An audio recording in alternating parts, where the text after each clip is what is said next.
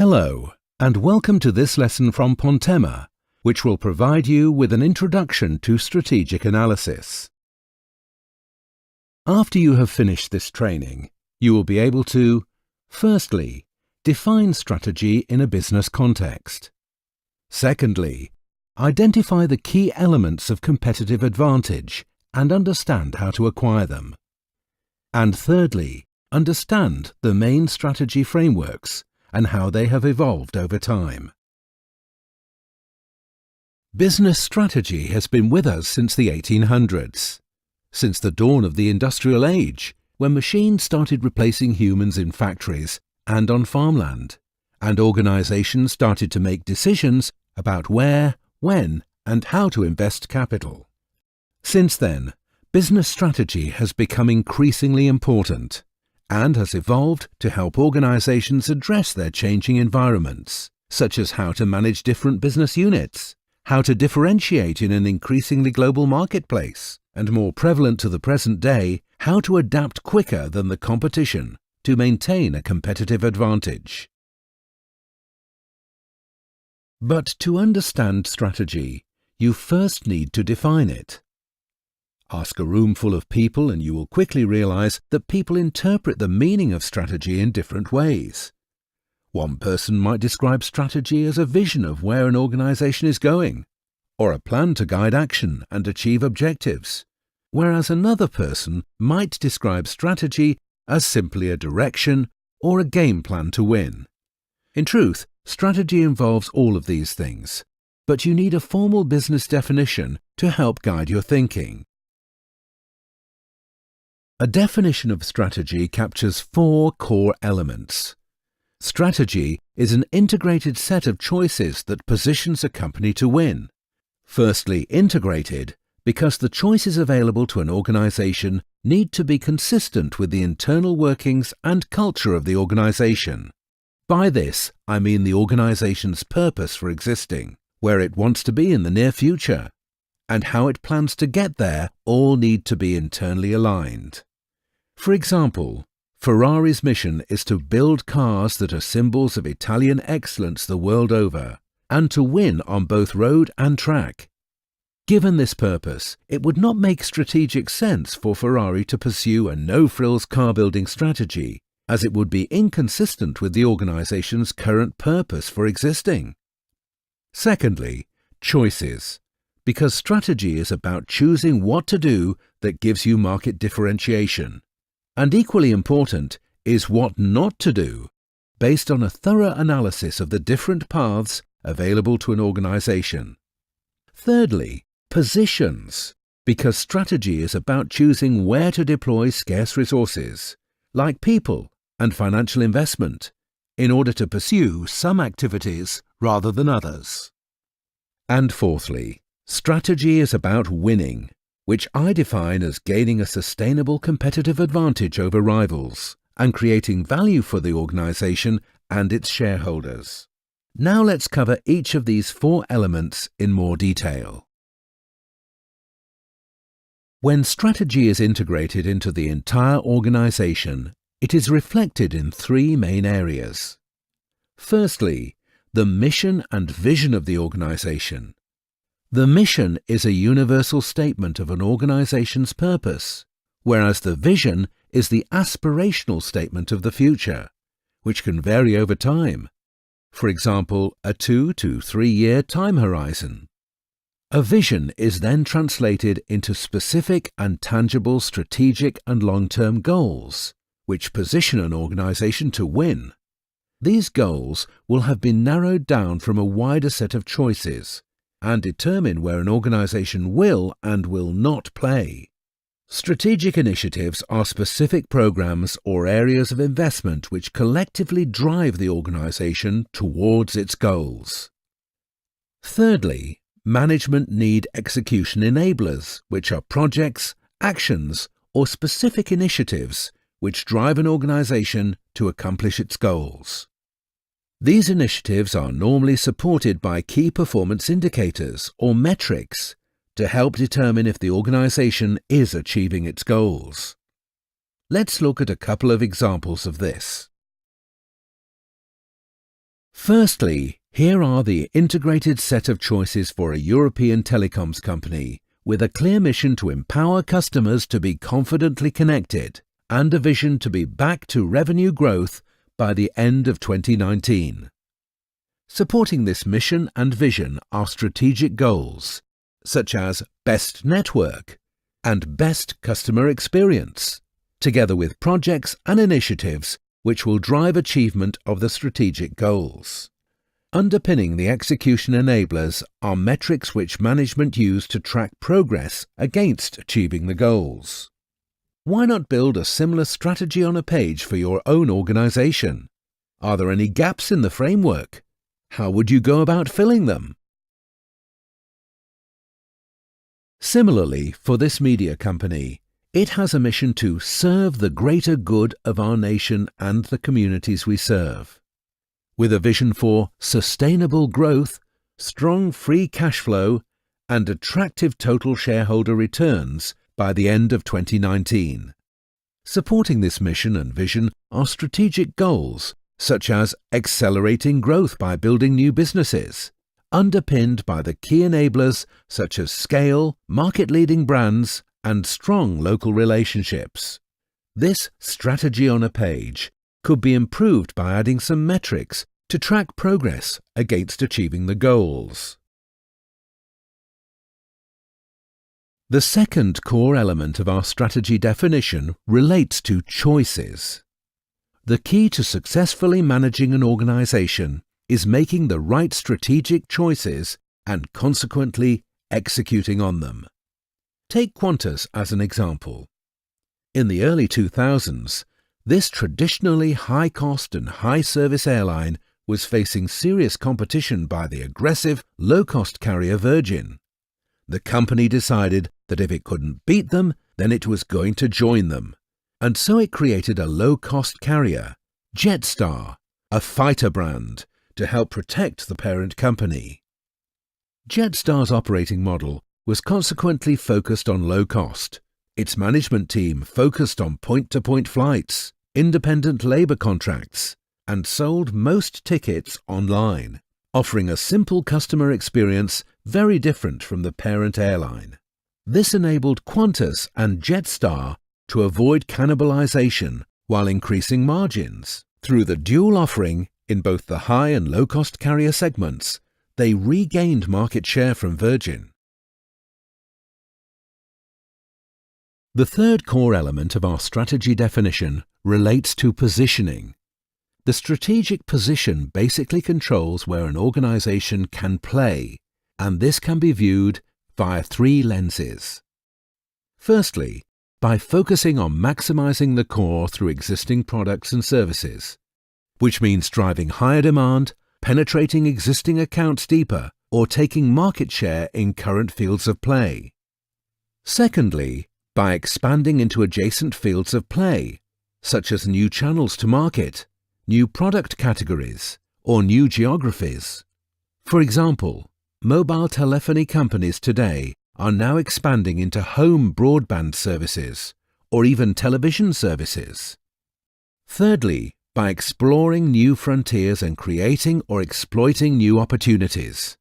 For example, US company General Electric has a diverse range of business interests, ranging from aviation, energy, healthcare, and financial services. A successful organization always tries to widen its field of view to consider growth opportunities, not just in the core, but also in near adjacencies, and even new frontiers. Very few companies stand still, as competitive advantages are often temporary and can be eroded, particularly in fast-moving sectors like technology and pharmaceuticals. You can apply this strategic position framework to the activities of European media player Sky. Its core business is TV content, but it has expanded into the adjacent sectors of home broadband, fixed-line telephony, and recently, mobile telephony. It is exploring new frontiers such as smart home technology, and even potentially becoming a full wireless operator by investing in spectrum. Each of these positions has its own aims, execution, and challenges, as stated in the slide. The fourth and final core element of our strategy definition relates to winning. This concerns gaining competitive advantage over competitors or differentiating from them. There are different types of competitive advantage and three common ways to win. Firstly, via positional advantage. Positions are valuable assets that an organization owns or can access. They can usually be bought or sold and can include location, resources, scale, low cost, intellectual property, or a large customer base. Secondly, via a capabilities advantage. Capabilities relate to an organization's processes, skills, and knowledge. They are usually built over time and are difficult to achieve. Examples include capabilities in speed, efficiency, innovation, and processes. Thirdly, via an adaptive advantage. Adaptive advantage is a mindset of an organization to cope with changes in the business environment. Elements of adaptive advantage include readiness, resilience, responsiveness, and experimentation. Let's look at some examples of organizations demonstrating specific competitive advantages.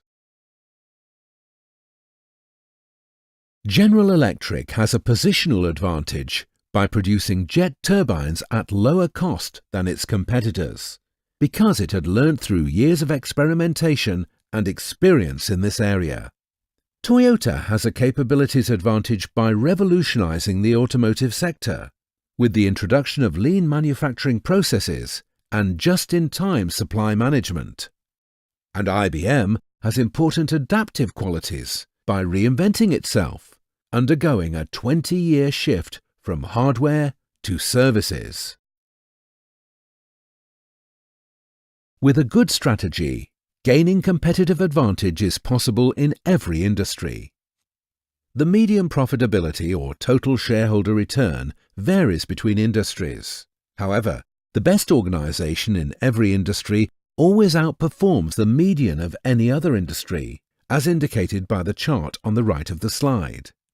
Ultimately, the performance of an organization is not determined by the industry it belongs to, but by its individual strategy.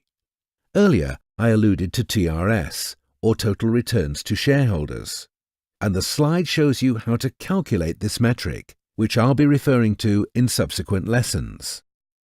This fourth component of winning and competitive advantage concludes our formal business definition of strategy.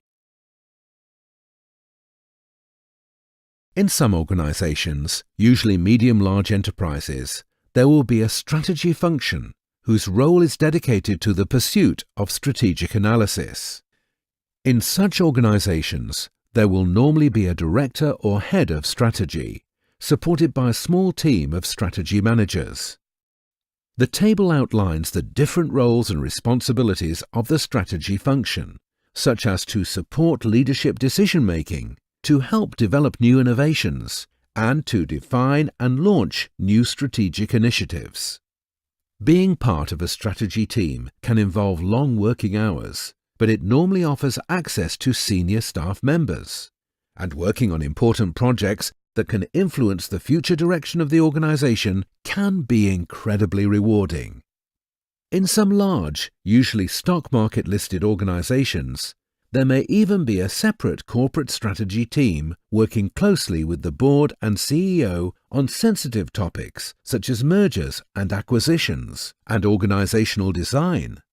See the separate Pontema lessons on corporate strategy for more information. For this final section of the lesson, you will look at some of the popular strategy frameworks invented over the past 50 years, circled in red. Some have been devised by eminent university professors, whilst others were devised by strategy consulting companies like McKinsey. Strategy frameworks are useful for analyzing an organization's strategic position. However, there are many tools available and care needs to be taken to match the appropriate framework to the business context. The Growth Share Matrix is a framework developed by BCG to help companies think about the priority and resources they should allocate to their different business units. It puts each business into one of 4 categories. The categories were all given memorable names: Cash Cow, Star, Dog and Question Mark, which help to push them into the consciousness of managers all over the world. The 2 axes of the matrix are firstly relative market share, or the ability to generate cash, and secondly growth, or the need for cash. Cash cows are businesses that have a high market share and are therefore generating lots of cash, but with low growth prospects and therefore a low need for cash. They are often in mature industries that are about to fall into decline. Stars have high growth prospects and a high market share. Question marks have high growth prospects but a comparatively low market share. And finally, dogs, by deduction, are low on both growth prospects and market share. The strategic implications from such an analysis are to transfer the surplus cash from an organization's cash cows to the stars and the question marks, and to close or sell off the dogs. In the end, question marks reveal themselves as either dogs or stars, and cash cows become so drained of finance that they inevitably turn into dogs. Where would you position your organization's business units on the growth share matrix? McKinsey's Directional Policy 9-box matrix is a popular strategy tool that allows an organization to prioritize its investments among its business units. The matrix comprises 2 axes. The attractiveness of the industry is represented on the y-axis, and the competitiveness and competence of the business unit is plotted on the x-axis. Both axes are divided into 3 categories: high, medium, low, thus creating 9 cells. The business unit is placed within the matrix using circles. The size of the circle represents the volume of the turnover. There is an example of this on the next slide. Industry attractiveness can be assessed by using factors such as market size, market growth rates, price developments, threats and opportunities, or technological developments. Business strength can be assessed by factors such as revenue, margin, or degree of competitive advantage. Different strategies can be distinguished and adopted using the McKinsey matrix. Business units with the highest growth potential and the greatest strength are those in which to invest for growth, whereas those that are the weakest should be divested or harvested. In between these 2 strategies, portfolio managers should make selective and careful investments that will hopefully lead to future growth. Here is an example of an application of the McKinsey matrix. The x-axis shows margin as an indicator of business strength, and the y-axis shows market size as an indicator of industry attractiveness.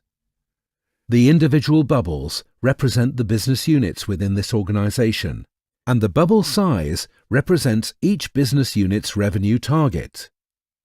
The insights on the right-hand side of the slide provide management with guidance on how to proceed with each business unit, such as build leadership in new markets, find customers for existing products, or carefully manage and eventually exit mature businesses.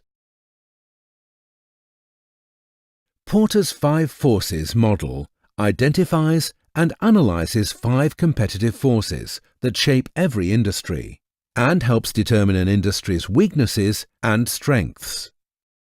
These forces are competition in the industry, potential new entrants into the industry, the power of suppliers, the power of buyers or customers, and finally, the threat of substitute products or services. The model is frequently used to identify an industry's structure to determine corporate strategy, and it can be applied to any segment of the economy to search for profitability and attractiveness. For For example, why do airlines make such little profit and such big losses? There are several factors, including very intensive competitive rivalry, mainly on price, low barriers to entry, with lots of new airlines wanting to set up. The suppliers of aircraft and equipment are powerful and can charge high margins. Customers have lots of substitute options, such as rail or car. And finally, high fixed costs, because airline losses rise significantly if revenues fall only slightly, since it costs roughly the same to fly half-empty planes as full ones. McKinsey's Sevens model is a tool that analyzes an organization's design by looking at 7 key internal elements: strategy, structure, systems, shared values, style, staff and skills, to identify if they are effectively aligned and allow the organization to achieve its objectives. It remains one of the most popular strategic planning tools. Rather than the traditional mass production resources of capital and equipment, the Sevens model seeks to present an emphasis on human resources as the key to better organizational performance. The goal of the model is to show how the 7 elements of the company can be aligned together to achieve effectiveness. All the 7 areas are interconnected, and a change in one area requires change in the rest of an organization for it to function effectively. The most common uses of the framework are to facilitate organizational change, to help implement new strategy, to identify how each area may change in the future, and to facilitate the merger of organizations. Porter describes his value chain framework as a set of activities that an organization performs to deliver a valuable product or service for the market. The idea of the value chain is based on the process view of organizations, the idea of seeing a manufacturing or service organization as a system made up of subsystems, each with inputs, transformation processes, and outputs. This involves the acquisition and consumption of resources, such as money, labor, materials, equipment, buildings, land, administration, and management. Breaking down how value chain activities are carried out across both primary and supporting activities can determine costs, and subsequently uncover how activities are affecting profits and competitive advantage. Management can then take the necessary decisions to improve the performance of each value chain activity. The Innovator's Dilemma is an important and fascinating study on the relationship between organizational culture and the ability to innovate.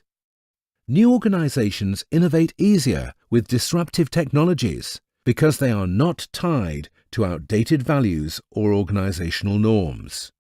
2 types of technologies are involved here. Firstly, sustaining technologies are driven by the leaders in an industry, such as Apple or Samsung. Such leaders usually compete in the high end of their market, innovating and at times dealing with radical technological changes. Yet, because these are sustaining innovations, they are almost always best utilized by the organizations that already have the best position in an industry. By contrast, disruptive technologies are innovations that upset the existing order of things in an industry. Like the introduction of Skype internet-based phone calls. The usual process is a lower-end innovation that appeals to customers who are not served by the current market. With time, because the capacity, performance of the innovation exceeds the market needs, the innovation comes to displace the market incumbents. Incumbents generally don't react to disruptive innovations until it's too late, because they don't represent an interesting market, being low-end and often low-cost. One successful strategy might be to hive off a separate company within a company that is responsible for the organization's response to the disruptive technology. In the blue ocean framework, red ocean companies try to outperform their rivals to grab a greater share of existing demand. As the market space gets crowded, prospects for profits and growth reduce. Products become commodities, and cutthroat competition turns the ocean red. By contrast, blue ocean companies access an untapped market space and create demand, and so they have the opportunity for highly profitable growth. In blue oceans, competition is irrelevant. Yes, imitators arise, but experience shows there is a wide window of opportunity to stay ahead of imitators. What consistently separates winners from losers in creating blue oceans is their approach to strategy. Creators of blue oceans do not use the competition as their benchmark, but follow a different strategic logic termed value innovation. Instead of focusing on beating the competition, blue ocean creating organizations make them irrelevant by simultaneously creating a leap in value for buyers and their organization, thereby opening a new and uncontested market space. In summary, blue ocean creating organizations follow a different strategic logic. They challenge industry conditions, focus on customers, not competitors, and do not segment customers, but aggregate them. They tend to have asset capabilities which are not fixed, but fluid, and have expertise in solving problems across the entire supply chain. BCG's business model innovation framework involves making simultaneous, coordinated, and internally consistent changes to multiple aspects of the business model to reignite growth, combat disruptions, or access new markets. BCG argue that a business model consists of two essential elements: the value proposition and the operating model, each of which has three sub-elements. The value proposition answers the question, what am I offering to whom? It considers the target market, product, and revenue model. The operating model answers the question, how do I profitably deliver the offering? It captures the choices the business needs to make in the value chain, cost model, and organization. Future organization success often hinges on rethinking the current model by defining a compelling new customer value proposition and supporting it with a sharp, efficient operating model. So, in summary, what you have learned from this lesson is: strategy is an integrated set of choices that positions a company to win. Organizations need a form of competitive advantage to win. An understanding of the main strategy frameworks that have been developed over the past 50 years.